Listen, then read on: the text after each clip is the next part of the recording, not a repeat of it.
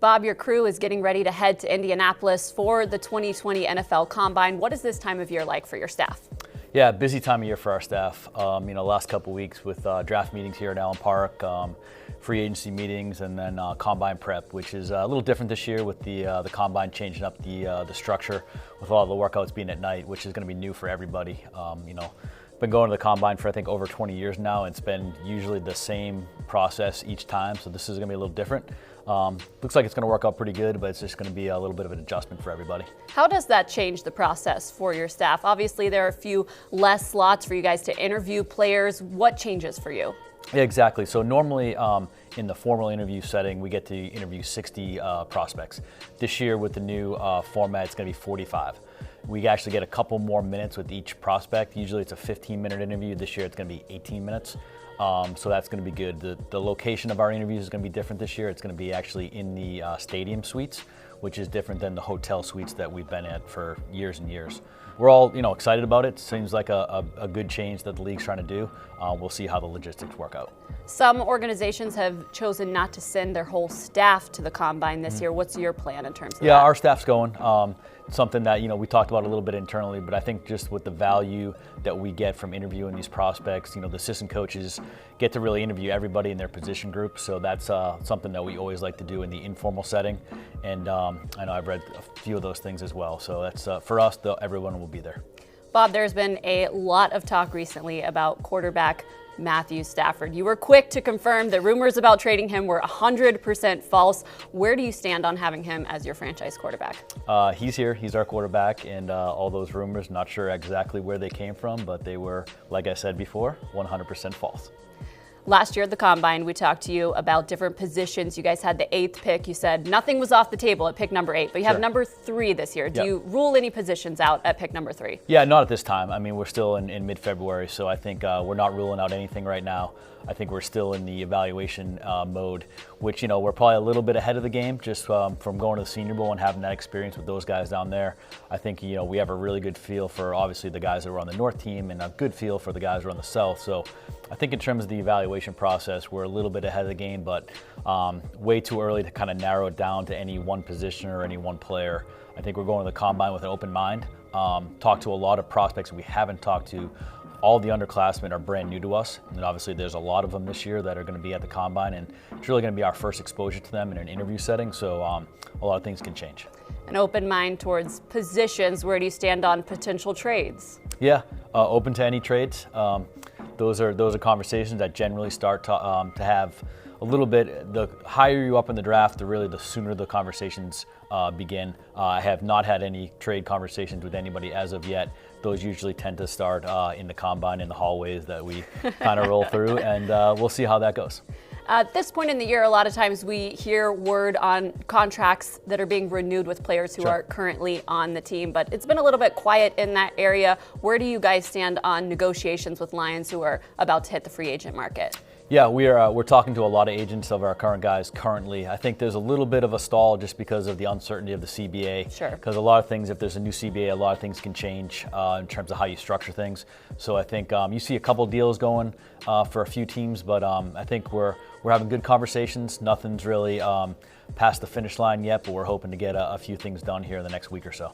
Darius Leonard is under contract for 2020, but he has been vocal about wanting a new contract at some point. Where are those negotiations at? Yeah, I think all those negotiations I'll kind of keep private between myself and his representatives. We've had a lot of good talks really over the last year or so, including just recently in the last couple of weeks. So all those conversations are good, but they're private. Sure. Last time that we heard from you, since then you guys have hired Cory Undlin as your defensive coordinator. What did you and Matt Patricia like about him? Yeah, Cory's a great coach, really a defensive backs coach by trade. This will be his first coordinator position. I got to know Cory at New England for one season. So I got to know him a little bit then. It's kind of kept in touch sporadically over the years. Really good blend of systems that he's been in the past. So it's not just the system that we're running. He has some other things that he likes to do that I think over the course of the spring we're going to coach and him. We'll kind of try to blend that together to make improvements in our defense. But he's a great communicator. A lot of the players love playing for this guy. He's personable, he's fiery, and I'm excited to have him here. It's your third year with Matt Patricia as your head coach. Obviously, I know you guys want to have some success on the field this year. Sure. How important is it to find players in this draft that can contribute right away? Oh, extremely important. Obviously, every year you want to get guys that come in and contribute initially and quickly. And so I think, last year we were able to get TJ in, and he had a good start of the season and a good rookie season until he got hurt, in Jelani, and we can talk about other guys. Will Harris played well right on down the line. So I think, as rookies, you want to get guys that can contribute early and often. Sometimes guys take a year or so to kind of develop into being productive role players or turn into starters. But this year, with the picks that we have, hopefully we get a couple of guys that can come in right away and really help our team. Since the last time we talked to you, you've had time to kind of look back at the 2019 season, evaluate some of those guys. What did you think of your 2019 rookie class and how they played this last year? Yeah, those guys grew. I think, we threw them in there pretty early on and got some good contributions from a lot of guys. So it's interesting to go back after the season and kind of rewatch it in the January and February months and kind of see that's a young guy, but he actually was really productive in the roles we put him in. Now, what can we do to expand that role, right? So a guy like Ty Johnson, who kind of played just, in a role, can we give him more of a role? Some of the other guys that we drafted, or even rookie free agents that ended up making the team, didn't get a lot of playing time, but those guys we see big futures in. So I've always said since I've gotten here, and I truly believe the biggest jump in your NFL career is from rookie year to year two. So we're hoping those guys, all the rookie class as a whole, take a big step from year one to year two. We're talking about immediate contributions from rookies, but you also said that you want to be able to balance that with building for the future. How do you do that in the draft process? Yeah, that's hard. I mean, you gotta obviously make the right decisions and get the right kind of guys in here.